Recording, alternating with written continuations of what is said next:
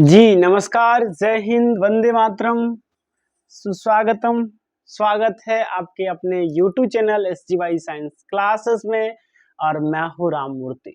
तो दोस्तों, जैसा कि आपको पता होगा कि हम लोग एक नया सीरीज शुरू किए हैं और उस सीरीज में हम लोग क्लास 12th के जो इतिहास है उससे संबंधित महत्वपूर्ण ऑब्जेक्टिव क्वेश्चन को डील करते हैं।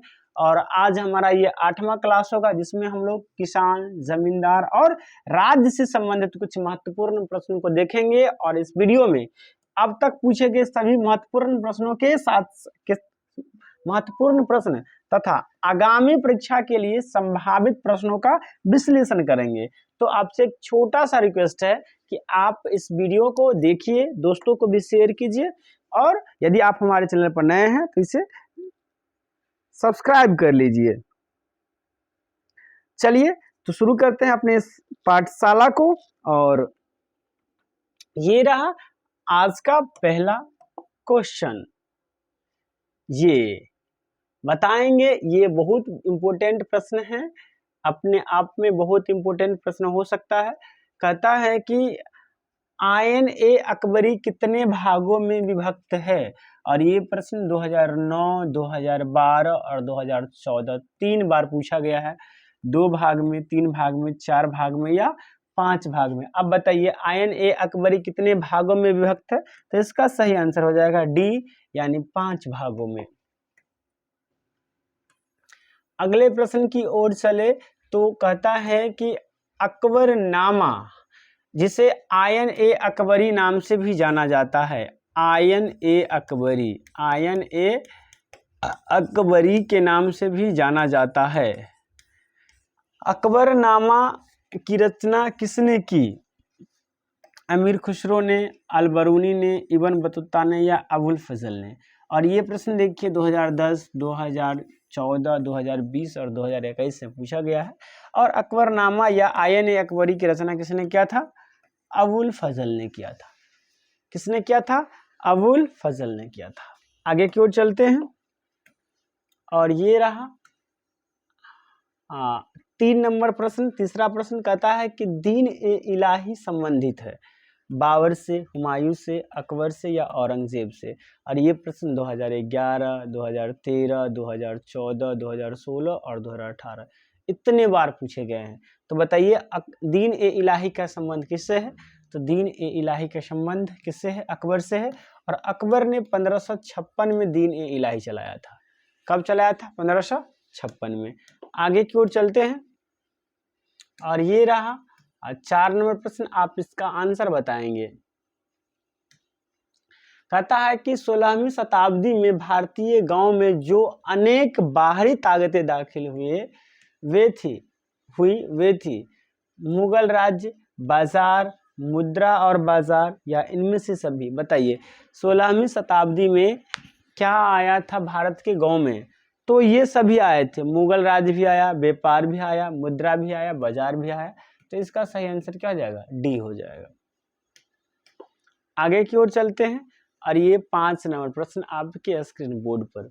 आप बताएंगे क्या होगा इसका सही आंसर। कहता है कि मुगल कालीन ऐतिहासिक स्रोतों में शामिल है ऐतिहासिक ग्रंथ, सरकारी और गैर सरकारी दस्तावेज,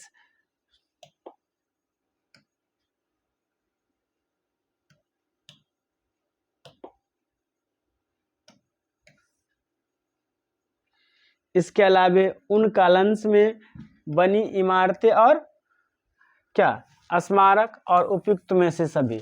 बताइए मुगल कालीन इतिहास के साक्ष्य के रूप में क्या है? मुगल कालीन इतिहास के साक्ष्य के रूप में क्या है? आप कमेंट करके बतलाएंगे।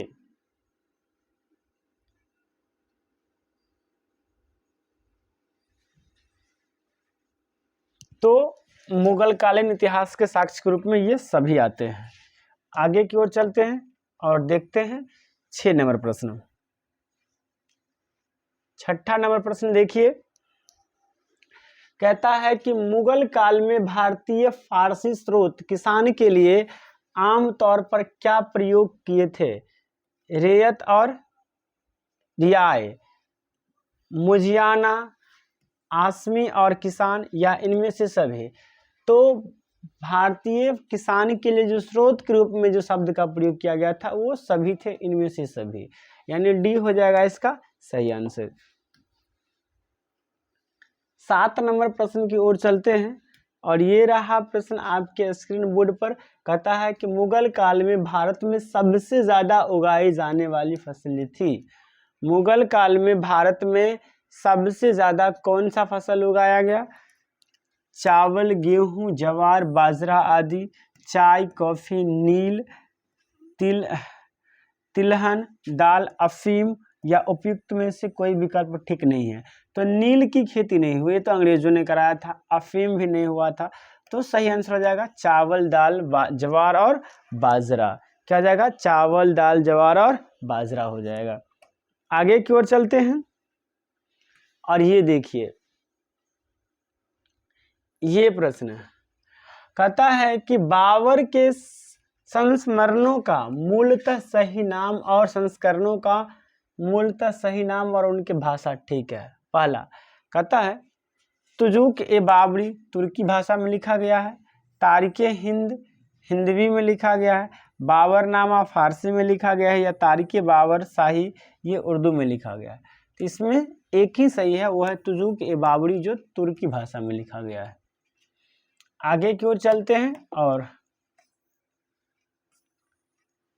ये रहा 9 नंबर प्रश्न आपके स्क्रीन बोर्ड पर। कहता है कि भूखमरी और महामारी के बावजूद 1600 से 1700 के बीच भारत की आबादी करीब कितनी थी? भारत की आबादी करीब कितनी थी? 1 करोड़, 5 करोड़, 3 करोड़ या 7 करोड़? तो भारत की आबादी थी 7 करोड़। कितनी थी? 7 करोड़। आगे की ओर चलते हैं और ये प्रश्न है, आप बताएंगे। कहता है कि खरीफ फसल किस ऋतु में होती है? शीत ऋतु में, पतझड़ ऋतु में, बसंत ऋतु में, या इनमें से कोई नहीं? तो आपको पता होगा खरीफ फसल जो है ये वर्षा ऋतु में होती है। किस ऋतु में होती है? वर्षा ऋतु में होती है। इस प्रकार से वर्षा ऋतु इसमें ऑप्शन नहीं है, यानी हो जाएगा इनमें से कोई नहीं। अगला प्रश्न कह रहा है कि रबी फसल किस ऋतु में होती है?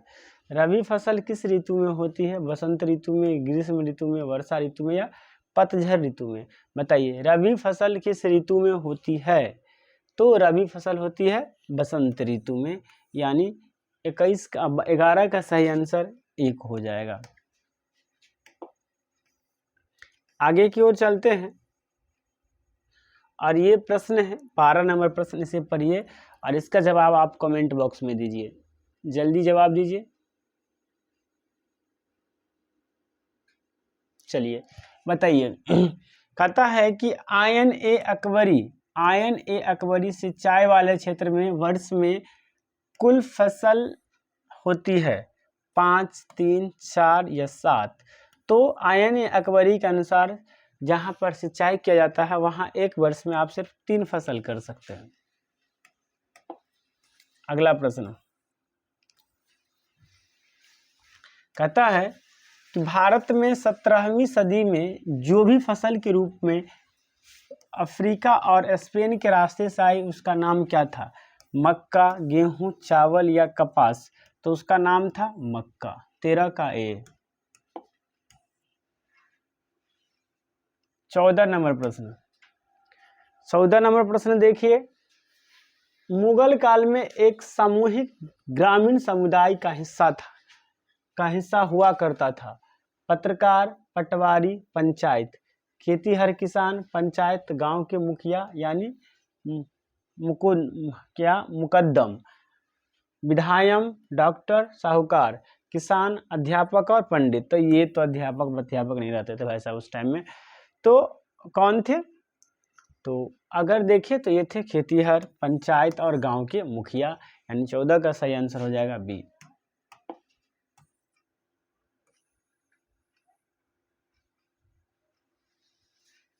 अगला प्रश्न, पंचायत के सदस्य एक मुखिया होता था जिसे कहते थे, क्या कहते थे मुखिया को?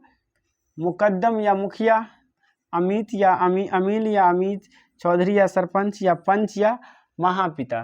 तो मुखिया को क्या कहते थे? मुकद्दम। या मुखिया कहते थे। 15 का सही आंसर क्या हो जाएगा? ए। आगे की ओर चलते हैं और देखिए, कहता है कि राजस्थान और महाराष्ट्र दोनों प्रांत भारत के जिस भाग में है वे आते हैं, पश्चिमी, दक्षिणी, पूर्वी और उत्तरी।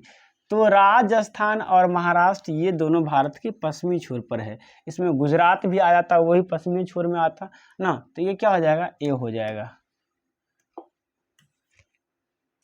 आगे की ओर चलते हैं और ये 17 नंबर प्रश्न, आप इसका जवाब देंगे। 17 नंबर प्रश्न का कहता है कि प्रंगनी मुगल काल में था एक प्रशासनिक प्रमंडल, प्रांतों की राजधानी, विशालतम प्रांत या इनमें से कोई नहीं। तो उस समय में ये क्या था? तो ये एक क्या था? प्रशासनिक प्रमंडल था। क्या था? एक प्रशासनिक प्रमंडल हुआ करता था उस टाइम में, मुगल के शासनकाल में, प्रांगनी। 18 नंबर प्रश्न देखेंगे।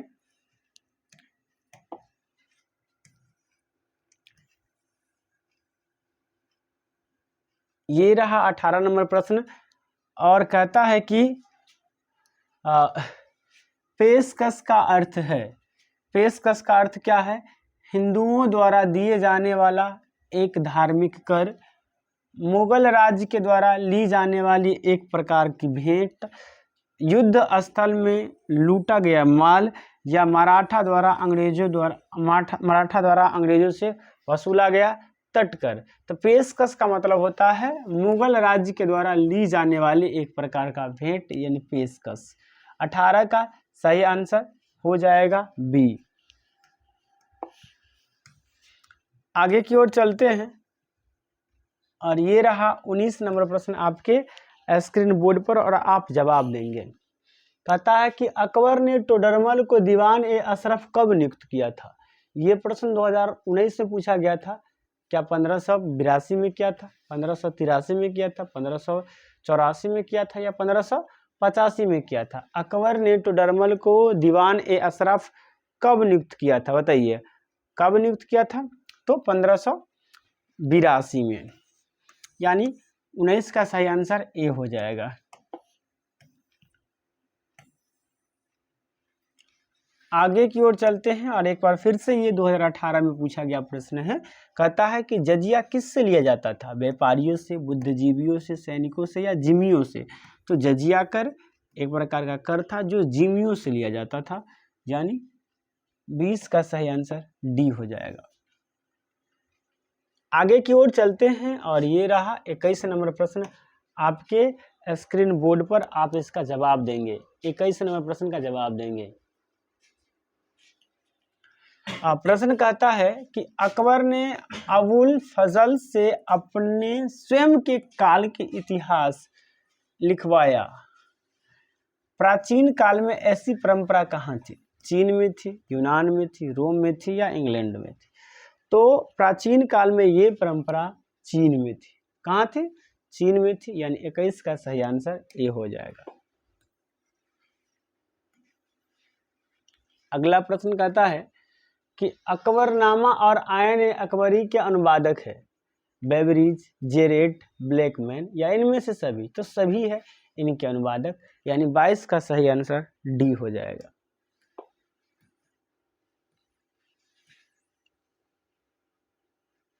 आगे की ओर चलते हैं और कहता है कि किस ग्रंथ में बाबर से लेकर अकबर तक के काल का इतिहास मिलता है? बाबरनामा, अकबरनामा, जहांगीरनामा या सभी?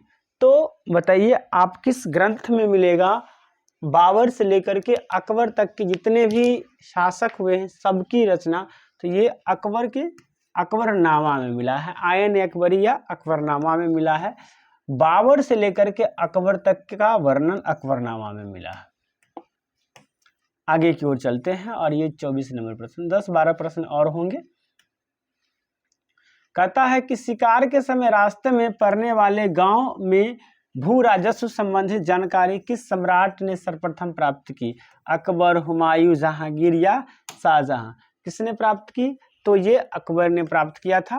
पता होगा आपको, भूमि सुधार व्यवस्था के लिए ये अकबर बहुत ज़्यादा प्रसिद्ध थे। यानी क्या हो जाएगा, 24 का ए हो जाएगा।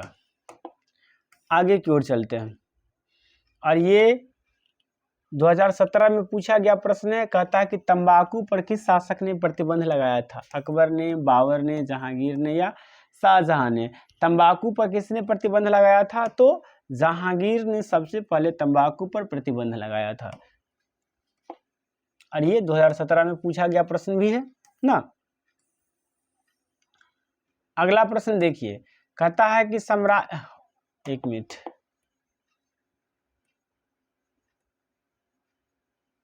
कहता है कि साम्राज्यवादी इतिहासकार थे Abdul Qadir Badayuni, W.H. Moreland, R.P. Tripathi या R.S. शर्मा? कौन थे साम्राज्यवादी? बताइए, साम्राज्यवादी कौन थे? तो ये थे W.S. मोरलैंड, यानी 26 का सही आंसर बी हो जाएगा। आगे की ओर चलते हैं, और ये 27 नंबर प्रश्न है। ये कह रहा है कि भारत में तंबाकू का पौधा लगाया जाना अंग्रेजों द्वारा, इंग्लैंड से, हुन्नों द्वारा, पुर्तगालियों द्वारा या अरबों द्वारा? तो तंबाकू का पौधा कौन लगाता था? बताइए, आप कमेंट करके बताइए, भारत में तंबाकू का पौधा किसके द्वारा लगाया गया? तो ये लगाया गया पुर्तगालियों द्वारा, पुर्तगाल से ना। आगे की ओर चलते हैं, और ये प्रश्न बहुत अच्छा प्रश्न है। कहता है कि आयन अकबरी के अनुसार भूमि को कितने भागों में बांटा गया है? 2 भाग, 5 भाग, 4 भाग या 6 भाग? तो आयन अकबरी के अनुसार से भूमि को 4 भागों में बांटा गया है, यानी 28 का सही आंसर सी हो जाएगा। 29 नंबर प्रश्न देखिए, बहुत अच्छा प्रश्न है, और ये प्रश्न 2013, 2020 और 2021 में पूछा गया है। कहता है कि अकबर का वित्त मंत्री कौन था? बीरबल, मान सिंह, तोडरमल या अबुल फजल? तो अबुल फजल तो अकबरनामा लिखे थे। क्या लिखे थे? ये अकबरनामा या आयन अकबरी लिखे थे, ये तो लेखक थे। तो इनके जो वित्त मंत्री थे वो कौन थे? तोडरमल थे। आगे की ओर चलते हैं, और ये भी इम्पोर्टेंट प्रश्न हो सकता है, क्योंकि ये 2018 में पूछा गया है, और कह रहा है कि तंबाकू का सेवन सर्वप्रथम किस मुगल सम्राट ने किया था? जहांगीर ने, शाहजहां ने, बाबर ने या अकबर ने? तंबाकू का सेवन सर्वप्रथम किसने किया था? तो अकबर ने किया था तंबाकू का सेवन। चलिए, तो दोस्तों कैसा लगा आपका हमारा ये वीडियो? कमेंट करके बतलाइएगा, और यदि अच्छा लगा है तो एक लाइक तो बनता है, तो आप इस वीडियो को लाइक कीजिए।